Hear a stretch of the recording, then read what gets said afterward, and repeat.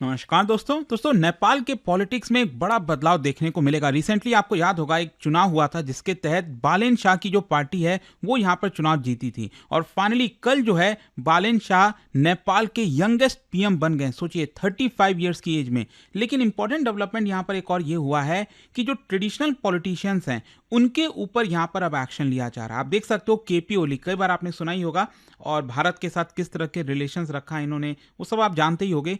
KP ओली को arrest कर लिया गया। आप देख सकते हो खबर, Nepal ex PM KP Sharma Oli arrested over Gen Z protest day after Balen Shah took oath. इसको डिटेल से समझेंगे कि आखिरकार ये जो पर्टिकुलर मोमेंट है वो कितना इंपॉर्टेंट है, not just for Nepal but for whole South Asia. क्योंकि बहुत कम ऐसा आपको देखने को मिलता है कि जो ट्रेडिशनल पॉलिटिशियंस हैं, भले उन्होंने कितना भी मिस्टेक्स किया हो, कितने बड़े बड़े करप्शन किए हो और क्रिमिनल चार्जेस हों, लेकिन कभी अरेस्ट नहीं किया जाता है। लेकिन यहाँ पर आपको एक्शन देखने को मिलेगा और डिटेल में इसके बारे में आपको बताऊंगा जो बालेन शाह है उनके लिए कितना चैलेंज होने वाला है। क्योंकि देखो, वोटिंग में जो परसेंटेज है वो तो काफ़ी ज़्यादा आया है, वोट्स भर भर कर मिले हैं, लेकिन एक्सपेक्टेशन भी उतनी ही बढ़ जाती है। चलिए शुरुआत करते हैं, लेकिन उससे पहले आप सबको बता दूं, आप में से जो भी लोग यूपीएससी की तैयारी कर रहे हैं, सफलता महोत्सव के तहत 60% flat discount plus double validity आपको हमारे सभी कोर्सेज पर मिलेगी 31 मार्च तक। यहाँ पर अगर आप इसको अवेल करना चाहते हैं तो प्रीलिम से लेकर इंटरव्यू तक की पूरी पढ़ाई आपको मिल जाएगी। 18 बुक्स का पूरा सेट आपके घर पर दिया जाएगा। तो यूज़ करना है आपको ये कोड अंकित लाइव मैक्सिमम डिस्काउंट के लिए। और ये फ़ोन नंबर है, कोई भी डाउट हो, प्रॉब्लम हो बैच से रिलेटेड, इस पर कॉल करिए, मेरी टीम आपको अच्छे से गाइड कर देगी। चलिए शुरुआत करते हैं। सबसे पहले देखते हैं कि एग्जैक्टली हुआ क्या।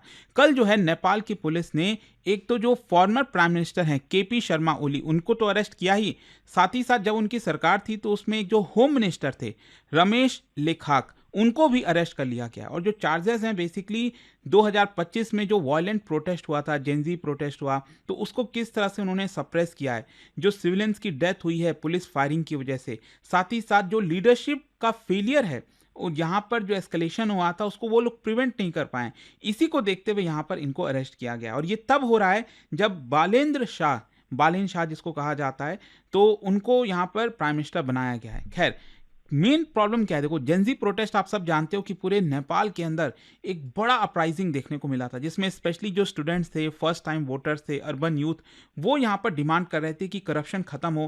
क्योंकि जैसे आपने देखा होगा ना कि जिस तरह से पूरे साउथ एशिया में, चाहे भारत हो, पाकिस्तान हो, बांग्लादेश हो, यहाँ पर करप्शन एक बहुत बड़ा मुद्दा है। लेकिन स्पेशली नेपाल में क्या हुआ था कि वहाँ की जो यूथ है वो पूरी तरह से परेशान हो गई थी। मतलब बिना करप्शन के, और टॉप लीडरशिप से लेकर हर जगह यहाँ पर क्लियर कट करप्शन हो रहा था। जॉब क्रिएट नहीं हो रही थी, नेपाल के लोगों को बाहर जाना पड़ता था नौकरियों के लिए, और पॉलिटिकल जो एलीट हैं वो उनकी अकाउंटेबिलिटी कोई थी ही नहीं एक प्रकार से। और डिजिटल फ्रीडम पर भी हमला किया जा रहा था। आपको याद होगा सोशल मीडिया को लेकर एक छोटा सा चिंगारी उठा और उसी की वजह से ही पूरा प्रोटेस्ट हुआ। लेकिन इस पूरे प्रोटेस्ट में क्या हुआ, सरकार जो है, नेपाल की जो गवर्नमेंट है, वो हैवी डिप्लॉयमेंट कर देती है पैरामिलिट्री फोर्सेस की, पुलिस की, टीयर गैस, लाइव एम्यूनिशंस का इस्तेमाल किया जाता है। इसकी वजह से मामला काफ़ी भड़क गया था कि जिस तरह से सप्रेस किया जा रहा था लोगों के जो प्रोटेस्ट थे, तो उसी को देखते हुए मामला काफ़ी गंभीर हो गया और 76 से ज़्यादा लोगों की मृत्यु हुई, थाउजेंड्स ऑफ लोग इंजर्ड हुए थे। और स्पेशली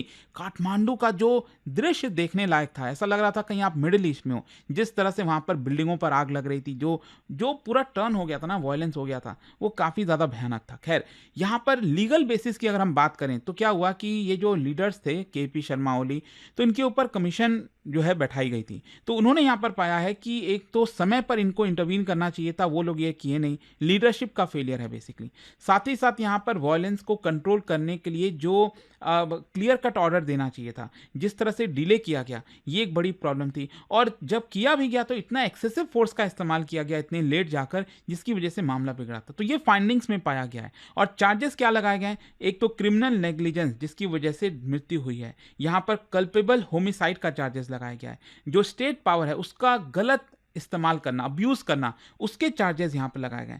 मतलब this case is not that कि ओली ने बोला हो कि जाके मारो, लेकिन यहां पर लोगों को मरने नहीं देना चाहिए था, उसके लिए जो एक्शन लेना था वो यहां पर लीडरशिप नहीं ली। ये बेसिक चार्जेस हैं। अच्छा, हिस्टोरिकली इतना सिग्निफिकेंट क्यों हो जाता, मैं आपको स्टार्टिंग में बोल रहा था कि साउथ एशिया में, इनफैक्ट चाहे भारत या कोई भी देश आप देख लो साउथ एशिया के अंदर, बहुत रेयर आपको देखने को मिलेगा। मतलब इनफैक्ट होता ही नहीं है कभी कि कोई टॉप लीडरशिप को आप अरेस्ट कर रहे हो, जेल में डाल रहे हो। ये वेस्टर्न कंट्रीज वगैरह में कई बार देखने को मिलता है। फॉर एग्जाम्पल आपको याद होगा फ्रांस के जो राष्ट्रपति रहे थे निकोलस सरकोजी, जो अभी इमैनुअल मैक्रोन है ना उनके पहले, तो उनको 5 साल की सजा सुनाई गई थी क्रिमिनल कॉन्स्पिरेसी में। तो ये अक्सर वहां पर देखने को मिलता है।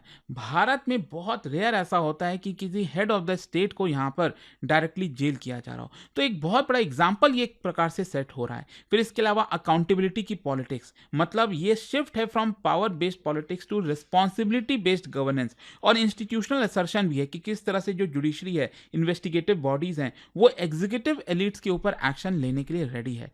खैर इसका पॉलिटिकल इंटरप्रिटेशन भी निकल रहा है नेपाल में। मतलब ज़्यादातर लोग तो कह रहे हैं कि हाँ जस्टिस होना चाहिए था and no one is above law. जो विक्टिम्स की फैमिलीज हैं उनको जस्टिस मिला है, डेमोक्रेसी इससे मजबूत होगी। लेकिन कुछ ऐसे लोग भी हैं, कुछ ऐसा जिनका मानना है कि ये पॉलिटिकल वेंडेटा है। मतलब जानबूझकर अपोजिशन लीडर्स को टारगेट किया जा रहा है कि बालेन शाह प्राइम मिनिस्टर बनते ही उन्होंने यहाँ पर डायरेक्टली उनको अरेस्ट करा दिया। तो इस तरह का भी नैरेटिव आपको देखने को मिलेगा। लेकिन असली सवाल यह है कि बालेन शाह कौन है। देखो ये रैपर थे पहले, ठीक है, सिविल इंजीनियर्स थे। इनफैक्ट भारत में उन्होंने पढ़ाई किया है, मेयर रह चुके हैं काठमांडू के। इनफैक्ट उसी समय उनका जो है उदय होता है। मतलब जब काठमांडू के मेयर के पद पर थे तो बहुत लोग इनको पसंद करते थे। एंड आगे चलकर जब ये इलेक्शन होने वाला था, आपको पता होगा कि सुशीला कार्की, वो उनको इंटरिम गवर्नमेंट का लीडर बना दिया जाता है। उन्होंने पहले ही कह दिया था कि 6 महीने में हम इलेक्शन कराएंगे प्रोटेस्ट के बाद। तो यहाँ पर क्वेश्चन ये था कि बालेन, लोग चाहते तो थे कि बालेन शाह जो है प्राइम मिनिस्टर बने, लेकिन वो किसी पॉलिटिकल पार्टी से नहीं जुड़े थे, क्योंकि वो पार्लियामेंट्री डेमोक्रेसी है ना, आपको सीट्स चाहिए होते हैं, मेजॉरिटी चाहिए। तो फाइनली उन्होंने क्या किया, 5 साल पुरानी जो पार्टी थी आरएसपी, राष्ट्रीय स्वतंत्र पार्टी, जिसके लीडर लामी छाने आपने सुना होगा, तो उनके साथ ये जुड़ गए and he became Nepals youngest prime minister. जो लैंडस्लाइड विन हुआ है उसके बाद से 35 ईयर्स की उम्र में वो यंगेस्ट प्राइम मिनिस्टर बने हैं। उनका जो राइज है वो दिखाता है कि किस तरह से लोगों का गुस्सा था करप्शन को लेकर, अनएम्प्लॉयमेंट को लेकर, पॉलिटिकल इंस्टेबिलिटी को लेकर। अच्छा, ये इतना हिस्टोरिक क्यों हो जाता है? क्योंकि एक तो जो डोमिनेंट पार्टीज रही हैं ना नेपाल के अंदर, जो ओल्ड लीडर्स रहे, केपी ओली, जो नेशनल कांग्रेस की तरफ से शेर बहादुर दुबा, क्या हाल हुआ था प्रोटेस्ट में आपने देखा होगा, लोग कैसे दौड़ा दौड़ा के मार रहे थे। तो यहां पर 32 गवर्नमेंट चेंज हुई थी 1990 से लेकर अभी आप देखोगे, तो स्टेबिलिटी रही नहीं है वहां पर। कोई भी गवर्नमेंट 5 साल तक कार्य कर ही नहीं पाई है, कोई 5 साल तक लगातार वहां पर प्राइम मिनिस्टर ही नहीं रहा है। एंड बालेन का रिप्रेजेंटेशन मतलब कहीं ना कहीं जो पूरा पॉलिटिकल सिस्टम है नेपाल का, उसको रीसेट कर देता है। और विक्ट्री भी आप देख सकते हो, 275 सीट्स में से 182 सीट्स उनके पार्टी को मिला है, 2/3 मेजॉरिटी ऑलमोस्ट आप कह सकते हैं, जो कि नेपाल के इतिहास में बहुत रेयर है। लेकिन इसकी वजह से उनको स्ट्रांग मैंडेट मिल रहा है कि आप काम करिए, तो एक्सपेक्टेशन भी तो यहाँ पर बढ़ जाती है ना। और इसीलिए बोला जा रहा है कि बालेन शाह के लिए जर्नी इतनी आसान नहीं होने वाली, बहुत सारे चैलेंजेस हो गए। सबसे पहला है रेबल टू रूलर। अभी तक रैपर के तौर पर, पॉलिटिशियन के तौर पर उनके स्टेटमेंट बहुत बोल्ड होते थे, एंटी सिस्टम लैंग्वेज होता था। तो वो तो बहुत सारे लोग कर लेते हैं, यहाँ पर क्रिटिसाइज कर सकते हो आप। लेकिन एक्चुअल में अब चैलेंज ये है कि आप उसी सिस्टम का आप पार्ट हो। अब उस सिस्टम में रहकर आपको चीज़ों को सुधारना है। अब आपको डिप्लोमेसी भी देखनी है, कॉम्प्रोमाइज़ भी करना पड़ सकता है, ब्यूरोक्रेसी को भी संभालना है, बहुत सारे चैलेंजेस हैं। फिर इसके अलावा गवर्नेंस का एक्सपीरियंस बहुत कम है। आप एक सिटी के मेयर थे, काठमांडू के मेयर थे, कोई नेशनल लेवल पर गवर्नेंस एक्सपीरियंस नहीं था। लेकिन नेपाल के पीएम के तौर पर आपको एक तो फॉरेन पॉलिसी, भारत और चाइना को कैसे बैलेंस किया जाए relations, national economy, federal governance, ये सारी चीज़ें। तो खतरा यह है कि जो आउटसाइडर का एडवांटेज है ना, वो एडमिनिस्ट्रेटिव वीकनेस में कन्वर्ट हो सकता है। फिर इसके अलावा पब्लिक एक्सपेक्टेशन बहुत हो जाती है। देखो, आप लैंडस्लाइड विक्ट्री मिल रहा है, 2/3 मेजॉरिटी लाना कोई आसान थोड़ी है। तो यहाँ पर यूथ उनको एंटी करप्शन क्रूसेडर के तौर पर देख रहा है, जॉब क्रिएटर के तौर पर देख रहा है, सिस्टम रिफॉर्मर के तौर पर देख रहा है। रियलिटी यह है कि स्ट्रक्चरल प्रॉब्लम्स है नेपाल में, जिसको होने में बहुत साल लगेंगे। तो डेंजर यही हो जाता है कि जितना लोग पॉपुलर होते हैं, उतनी तेजी से ही जो पूरा डिसल्यूशनमेंट है ना, वो खत्म हो जाता है जब आप डिलीवर नहीं कर पाते हो। और नेपाल में इकोनॉमिक क्राइसिस चल ही रहा है, हाई अनएम्प्लॉयमेंट, डिपेंडेंस है रेमिटेंसेस के ऊपर, इंडस्ट्रियल बेस बहुत कमजोर है। तो बालेन ने तो कहा है कि हम इकोनॉमिक रिफॉर्म्स लाएंगे, जॉब्स लाएंगे, इंफ्रास्ट्रक्चर क्रिएट करेंगे। तो चैलेंज यही हो जाता है कि क्या वो स्ट्रांग इंस्टीट्यूशंस के बिना ग्रोथ डिलीवर कर पाएंगे।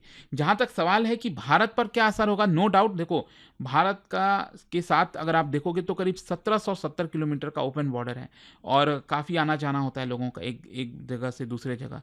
तो स्ट्रैटेजिक लोकेशन है भारत और चाइना के बीच में, इकोनॉमिक और एनर्जी टाइज हैं। तो इम्पैक्ट यहाँ पर यही होगा कि नेपाल में स्टेबिलिटी होगी तो भारत का जो नदर्न फ्रंटियर है वहाँ पर भी स्टेबिलिटी आएगी। ये एक इंपॉर्टेंट चीज़ है कि चलो कम से कम नेपाल में थोड़ी अब स्टेबिलिटी लौटेगी। और पॉलिटिकल जो चर्न हुआ है इसकी वजह से हो सकता है चाइना का इन्फ्लुएंस बढ़ भी जाए, हो सकता है कम हो जाए, क्योंकि कई बार ये देखा जाता है कि यहाँ पर बालेन शाह जो है सोशल मीडिया पर मैं देख रहा था काफ़ी ये भी बोला जा रहा था कि एंटी इंडिया स्टैंस है, ग्रेटर नेपाल की वो बात करते हैं। देखो आप जब तक पॉलिटिक्स में उतना नहीं हो, नेशनल गवर्नमेंट में नहीं हो, तो आप बहुत सारा की बातें कर सकते हो, कई चीज़ें हो सकती हैं, शायद उन्होंने क्या बोला होगा नहीं, लेकिन जब आप एक्चुअल में प्राइम मिनिस्टर बनते हैं ना तो डायनामिक्स पूरा चेंज हो जाता है। और कई बार आपने देखा होगा कि लीडर अचानक से इलेक्शन होने के बाद वो एक्चुअल में दिखता है कि हाँ अब आपको देश को संभालने की जरूरत है। देखते हैं भारत के साथ कैसा रिलेशन होगा। वैसे आप देखोगे तो कल जो है नरेंद्र मोदी जी ने कल शाम को जो है यहाँ पर ट्वीट भी किया इसको लेकर, नेपाल के प्रधानमंत्री पद की शपथ लेने पर बालेंद्र शाह जी को हार्दिक बधाई। मुझे विश्वास है कि हम मिलकर भारत नेपाल की मित्रता और सहयोग को एक नई ऊंचाई पर ले जाएंगे जो दोनों देशों के लोगों के पारस्परिक हित में होगा। तो लेट्स सी अब आगे क्या होता है यहाँ पर। बट आई होप कि ये जो एक इंपॉर्टेंट वीडियो था जहाँ पर आपको एक ओवरऑल सिचुएशन बतानी थी वो समझ में आई होगी। और जाने से पहले एक बहुत ही इंटरेस्टिंग क्वेश्चन, तेराई रीजन, इसकी काफ़ी चर्चा होती है नेपाल के अंदर, क्या बता सकते हो यहाँ पर कौन सा क्लाइमेट आपको देखने को मिलता है? और इसका राइट आंसर आप सब जानते हैं, मेरे इंस्टाग्राम पर तो मिलेगा ही, वहाँ पर अगर आप नहीं हो कोई बात नहीं, टेलीग्राम से ले सकते हैं इसका सही उत्तर। और दोस्तों जैसा मैंने आपको बताया, अगर आप यूपीएससी की तैयारी कर रहे हैं, कोई भी बैच चाहते हैं, आपको बस यूज़ करना है ये कोड अंकित लाइव मैक्सिमम डिस्काउंट के लिए। अभी 60% फ्लैट डिस्काउंट तो आपको मिलेगा ही 31 मार्च तक, प्लस डबल वैलिडिटी भी आपको मिल जाएगी। ये फोन नंबर दिया, कोई भी डाउट है, प्रॉब्लम है बैच से रिलेटेड, इस पे कॉल करिए, मेरी टीम आपको अच्छे से गाइड कर देगी। स्टडी IQ IAS, आपका सिलेक्शन हमारा मिशन।